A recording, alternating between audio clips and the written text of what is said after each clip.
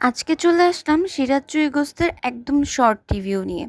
সেদিন অনেক রাত্রেবেলা হঠাৎ করে সিরাজ চুই গোস্তেতে চলে গিয়েছিলাম। আসলে বাইরে খাবার খাওয়া লাগতো, তো কোথায় ডিনার করব ভাবছিলাম, এবং বাইরে কোথাও পোলাও বিরিয়ানি এরকম কোনো রিচ ফুড খেতে ইচ্ছা করছিল না, ভাত খেতে ইচ্ছে করছিল, এবং আমার কাছে ভাত খাওয়ার বেস্ট অপশন হচ্ছে সিরাজ চুই গোস্ত। ওদের অনেকগুলো আইটেম থাকলেও ওদের চুই গোস্ত এবং বিফ চুই গোস্ত আমার সব থেকে পছন্দ। যেহেতু আমি মাটন খাই না, আমি মাটনটা ট্রাই করিনি। আমার হাজব্যান্ড মাটনটা ট্রাই করেছে এর আগেও, তার কাছে মাটনটাও ভালো লেগেছে, বাট ওদের বিফ চুই গোস্ত আমার সবচেয়ে ফেভারিট। আমি মাঝে মাঝে বাসাতেও এনে ওদের চুই গোস্ত খাই।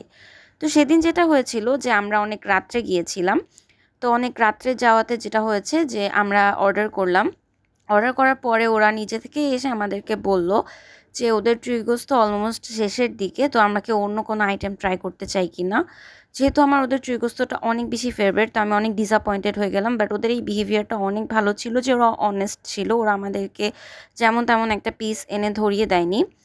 তারপর যাই হোক ওরা বলল যে আচ্ছা ঠিক আছে, ওদের ভিতরে কিছু মানে চুই গোস্ত এক্সট্রা রয়ে গিয়েছে, বাট ঝোলটা একটু কম হবে। তো যেহেতু আমার অনেক পছন্দ, তাও আমি অ্যাডজাস্ট করে নিয়ে নিলাম। তো ওদের বিহেভিয়ারটা অনেক বেশি ভালো ছিল।